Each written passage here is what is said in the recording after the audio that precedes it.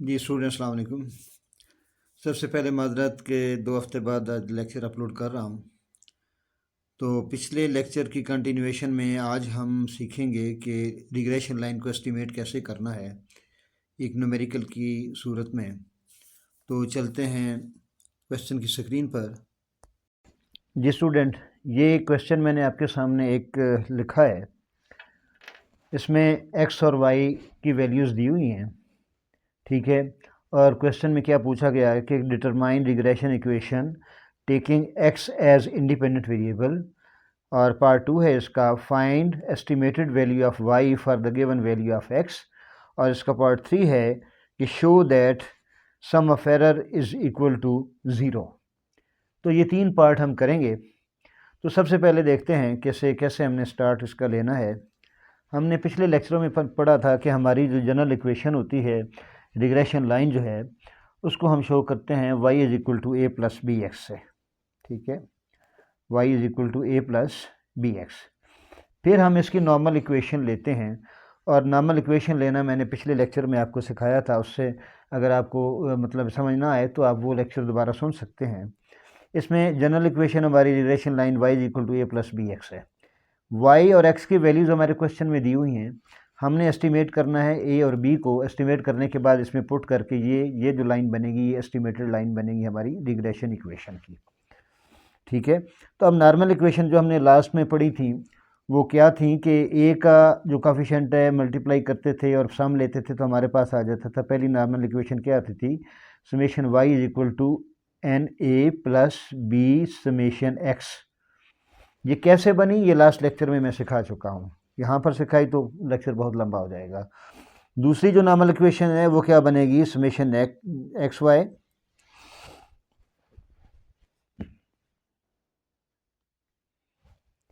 Is equal to a summation x plus b summation x square, ठीक है। तो ये हमारी दो नॉर्मल इक्वेशन है। इन नॉर्मल इक्वेशन में क्या चीज़ रिक्वायर्ड है वो हम कैलकुलेट करके इन दो इक्वेशन को जब सॉल्व करेंगे तो हमारे पास ए और बी की वैल्यूज़ आ जाएंगी। तो सबसे पहले देखें कि इक्वेशन में है क्या। सिग्मा वाई है, सिग्मा एक्स है, यानी वाई का सम लेना है, एक्स का सम लेना है। उसके बाद देखें सिग्मा एक्स वाई, यानी एक्स वाई एक कॉलम हमने कैलकुलेट करना है, एक्स को वाई से मल्टीप्लाई करके, फिर उसका सम लेना है, ठीक है। और चौथा कॉलम हमारा क्या बनेगा? एक्स स्क्वायर ले लेंगे और फिर उसका सम ले लेंगे। तो यहाँ पे नीचे मैंने एक टेबल बनाया है और ये क्वेश्चन मैंने सारा उसके अंदर लिख दिया है। तो अब उस पर चलते हैं। ये अब टेबल आपके सामने आ गया है। ये एक्स और वाई की वैल्यू मैंने क्वेश्चन से उठा के पहले यहाँ पे लिख ली हैं। अब एक्स वाई कैसे कैलकुलेट करना है? एक्स की हर वैल्यू को वाई की वैल्यू से मल्टीप्लाई करेंगे, जो आंसर आएगा वो यहाँ पे लिखेंगे। तो मल्टीप्लाई करके चलते हैं। ये 10 को 90 से मल्टीप्लाई किया, 900 आ गया। उसके बाद नेक्स्ट हमारी वैल्यू आ गई 1200। इसको जब इससे मल्टीप्लाई करेंगे 1200 के बाद उसके बाद आएगी 1440। इन दोनों को मल्टीप्लाई करेंगे, उसके बाद हमारे पास आएगी 1575। इन दोनों को मल्टीप्लाई करने से उसके बाद आएगी हमारे पास 1664। इन दोनों को मल्टीप्लाई करने से, इन दोनों को जब मल्टीप्लाई करेंगे तो हमारे पास आएगा 1739। और इन दोनों को मल्टीप्लाई करेंगे तो हमारे पास आएगा 1400। इन दोनों को मल्टीप्लाई करेंगे तो हमारे पास आएगा 1125, ठीक है। उसके बाद हमें और क्या चीज़ रिक्वायर्ड है? X square. तो एक्स स्क्वायर का मैंने कॉलम बना लिया। एक्स वाले कॉलम का हम स्क्वायर ले लेंगे, यानी 10 का स्क्वायर, 15 का स्क्वायर, 20 का स्क्वायर। तो हमारे पास क्या आएगा? 10 का स्क्वायर हमारे पास 100 आ गया। उसके बाद 15 का स्क्वायर हमारे पास क्या आएगा? 225। 20 का स्क्वायर आ गया 400। 25 का स्क्वायर आ गया 625। उसके बाद 52 का स्क्वायर हमारे पास आ गया, सॉरी इसमें 32 का स्क्वायर हमारे पास आ गया। कितना बनेगा जी? 10224। देन 37 का स्क्वायर हमारे पास क्या आ जाएगा? 1739।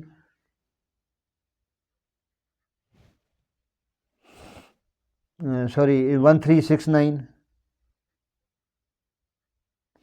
उसके बाद 40 का स्क्वायर हमारे पास क्या आ जाएगा 1600, 45 का स्क्वायर हमारे पास क्या आ जाएगा 2025।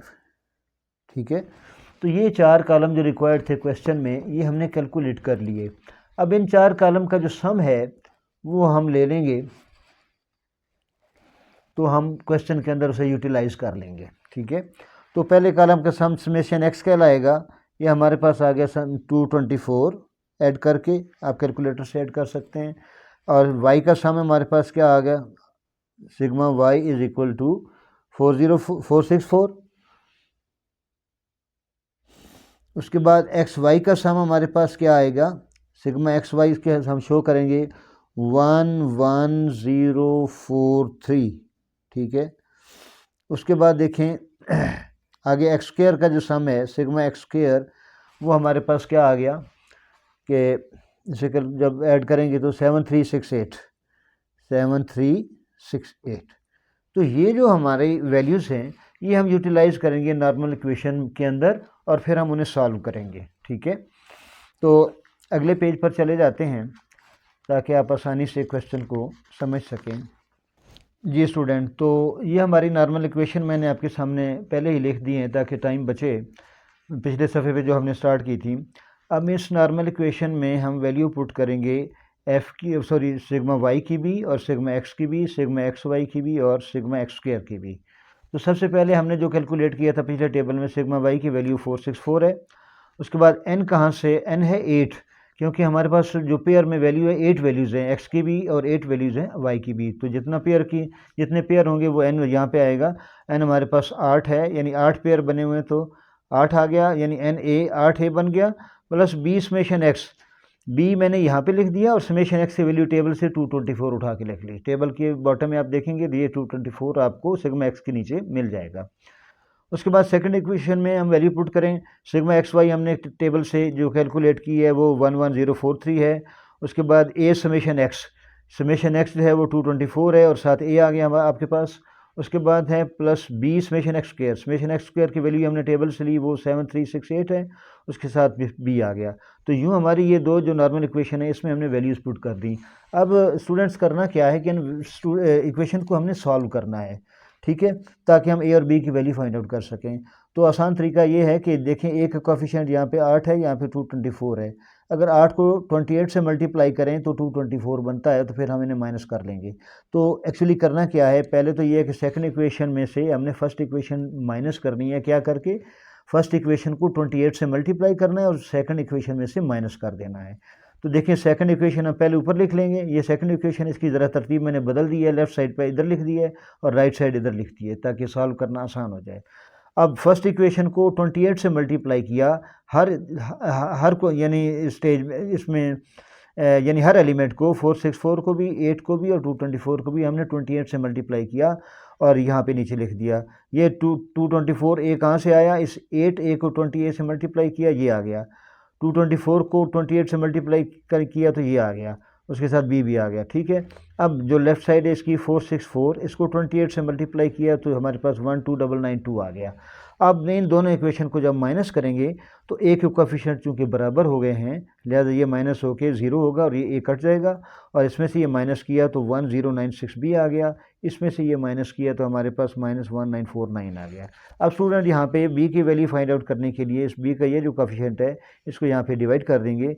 इधर डिवाइड किया तो हमारे पास क्या आया, -1.78। अब बी की वैल्यू हमने फाइंड आउट कर ली। अब इस बी की वैल्यू को हम इसको इक्वेशन नंबर 1 में पुट करेंगे और सॉल्व करेंगे तो ए की वैल्यू आ जाएगी। तो देखें कि हमारे पास ये जो इक्वेशन है 464 is equal to 8a plus 224, जहाँ पे b आया वहाँ पे हम लिखेंगे -1.78। ठीक है, अब इसको सॉल्व करते हैं। 464 is equal to 8a plus 224, sorry ये -1.78 था, इसको जब मल्टीप्लाई करेंगे तो प्लस इंटू माइनस हमारे पास यहाँ पे माइनस बनेगा और 224 को जब 1.78 से मल्टीप्लाई करेंगे तो हमारे पास जो आंसर आ रहा है मल्टीप्लाई करने से वो 398.72 है। ठीक है, इन दोनों को मल्टीप्लाई किया तो ये आ गया।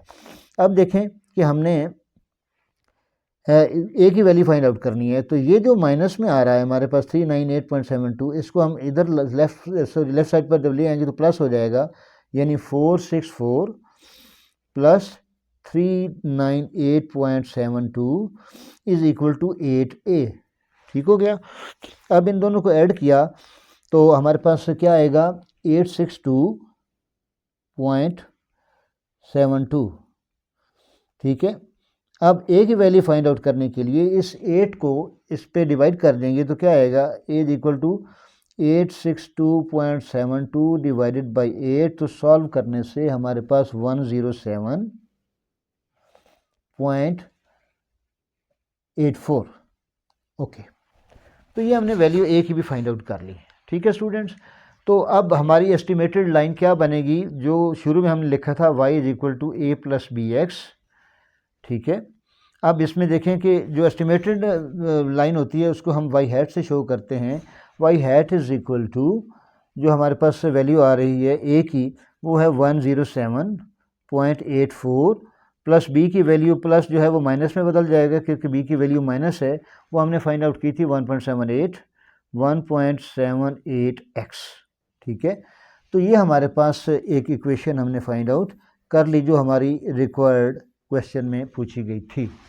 तो अब देखें कि इसका जो सेकंड पार्ट है वो क्या था, कि find value of y for the given value of x। ठीक है।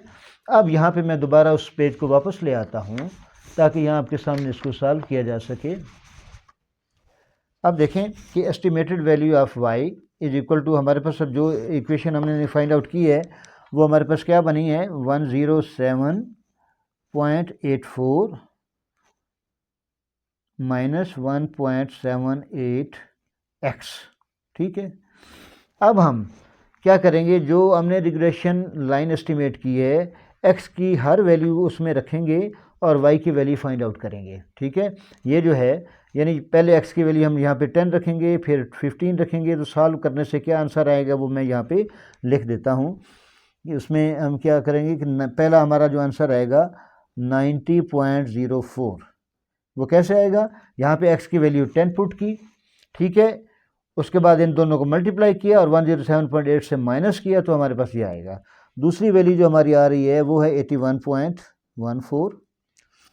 तीसरी वैल्यू जो आ रही है वो है 72.24। उसके बाद है 63.34।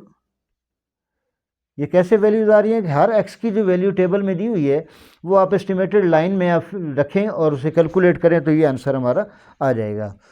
उसके बाद देखें 50.88 हमारी नेक्स्ट जो वैल्यू आएगी y की, एस्टिमेटेड y। उसके बाद है 41.98, देन 36.64, देन 27.74। ठीक है। तो ये हमने y की तमाम वैल्यू एस्टिमेट कर ली, यानी x की वैल्यू को यूटिलाइज़ किया और जो एस्टिमेट की थी हमने रिग्रेशन लाइन वहाँ पे पुट किया ये वाली, और वैल्यू हमने ये फाइंड आउट कर ली। अब देखिए कि लास्ट वाला कॉलम क्या है, और हमारा जो इस क्वेश्चन का थर्ड पार्ट है वो ये है कि एरर जो है, sum of error is equal to 0। Error क्या होता है कि y की एक्चुअल वैल्यू में से एस्टिमेटेड वैल्यू हमने माइनस करनी है।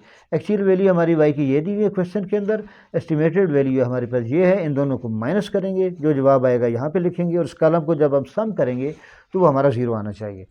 तो अब माइनस करने से जो हमारा आंसर आ रहा है, यानी y में से y एस्टिमेटेड वैल्यू जब माइनस करेंगे तो वो क्या आ रहा है हमारे पास, -0.04, then -1.14, then -0.24, then -0.34, then 1.12 plus का। ये कैसे आएगा, यानी y की इस वैल्यू में से जब हम एस्टिमेटेड वैल्यू ये वाली माइनस करेंगे तो हमारे पास ये आंसर आएगा। अब इसमें से जब ये माइनस करेंगे 1 तो हमारे पास आएगा 5.02। अब 35 में से जब ये माइनस करेंगे तो हमारे पास आएगा -1.64। उसके बाद 25 में से जब 27.74 माइनस करेंगे तो -2.74। अब हम जब इस वैल्यू का सम करेंगे इस एरर के कॉलम का तो हमारे पास ये सम 0 आएगा। तो sum of E is equal to 0। तो ये हमारा थर्ड पार्ट था जो हमने प्रूव कर लिया। इंशाल्लाह स्टूडेंट नेक्स्ट लेक्चर में हम रिग्रेशन कोएफिशिएंट पे बात करेंगे। तो thank you very much. Lecture पसंद आए शेयर करें, चैनल को सब्सक्राइब करें। अल्लाह हाफिज़।